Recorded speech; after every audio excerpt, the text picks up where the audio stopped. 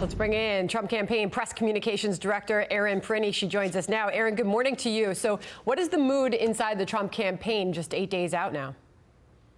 Well, we feel like the president is in a great position to win again. Come 8 days from now, it's hard to believe the election is so close.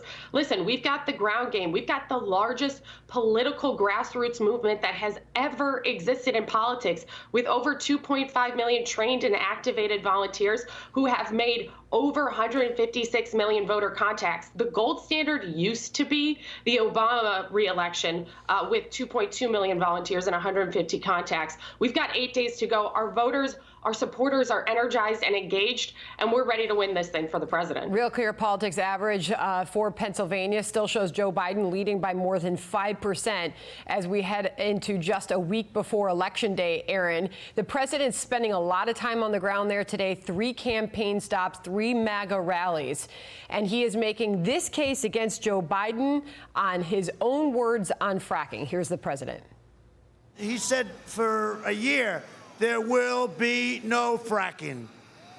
And then he got through that, and he goes to Pennsylvania, and he says, you can frack. And then he denied it in the debate. In one of the better parts of the debate, he said he's getting rid of it. So I think Pennsylvania is going to, he will not let you frack. It's not him. His party will never let you frack. So what is the case that he is making to voters on the ground there, obviously referencing back to a big moment on the debate stage last week there, Erin? Well, President Trump has been saying this all along, that Joe Biden is an extremist, an environmental extremist. That would cost, banning fracking would cost 600,000 jobs in Pennsylvania, and that economy, $261 billion. That's economic devastation for Pennsylvanians. And listen, Joe Biden likes to try and talk out of both sides of his mouth, and then he calls Trump supporters chumps. Pennsylvanians are chumps to Joe Biden. That's not a winning message for Pennsylvanians. They want energy independence. They want good jobs, and they know they've got both of those with President Trump at the helm. 58.6 million ballots have been cast. A lot of talk about the huge turnout so far for this election. Is that a good or bad thing for President Trump? The more people who are involved in the electoral process in the United States is a good thing for every American. And we know where our voters are and how we will get them out. That grassroots army I talked about, this is the work they have been doing for weeks to get voters out, if that means absentee, early in person, or getting them ready to go on Election Day. Part of our data operation on the early stages of this was to say, how do you plan to vote? And being able to support people and being able to do that. The more people involved, the better. On Friday, the United States hit a single day record for new coronavirus cases, topping 83,000. Then on Sunday, Mark Meadows, chief of staff, said this, Erin. We're not going to control the pandemic. We are going to control the fact that we get vaccines, therapeutics, and other mitigation. Why aren't we going to get control of the pandemic? Because it is a contagious virus, just like the flu. Yeah, but why not make efforts to contain it? What we need to do is make sure that we have the proper mitigation factors, whether it's therapies or vaccines or treatments, to make sure that people don't die from this. Erin, as Politico put it this morning, entering in the final week of your campaign, President Trump just cannot escape these facts. So does it help to be saying things like that? And how can the president tell the American people, especially the undecided voter, that he is the right candidate to carry us through this pandemic, considering it is just not over yet?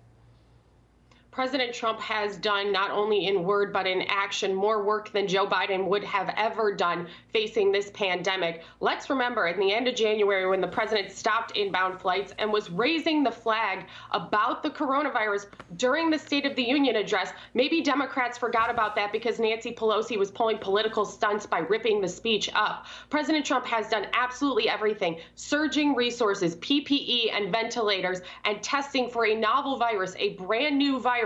We have made testing capabilities available, and we will have a vaccine in record time thanks to President Trump's leadership and Operation Warp Speed. We know Joe Biden would say no to all of that, and we know Joe Biden is an unmitigated failure when it comes to standing up to contagions like this.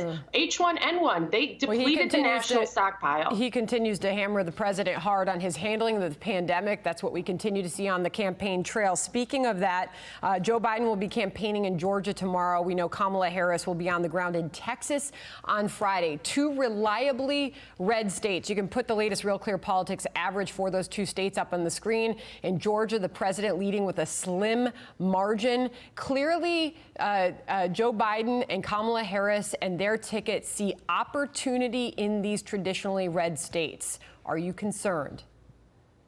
No, we're not concerned. And it's really funny that there's any notion that Joe Biden sees opportunity anywhere other than the basement in Delaware he is hanging out in again today. We have 8 days to the election. President Trump is nonstop. Our team is nonstop across the country. I'm in Wisconsin now. The vice president will be out there, the first family, the second lady. We are aggressive. And let's be honest here. Joe Biden and Democrats aren't actually serious about Texas and Georgia. They're not putting the actual resources in there necessary to move the needle at all. This is just a waste of their money and their time, actually. But hey, if that's their campaign strategy, is to try and get their bad candidate out of his basement every once in a while to give a speech and belittle the American people when he gets a chance in states where he's got no shot, sure, have at it. All right, Erin, from the Trump campaign joining us this morning. As always, we welcome the Biden campaign to send us anyone our way. We invite them daily. Erin, thank you.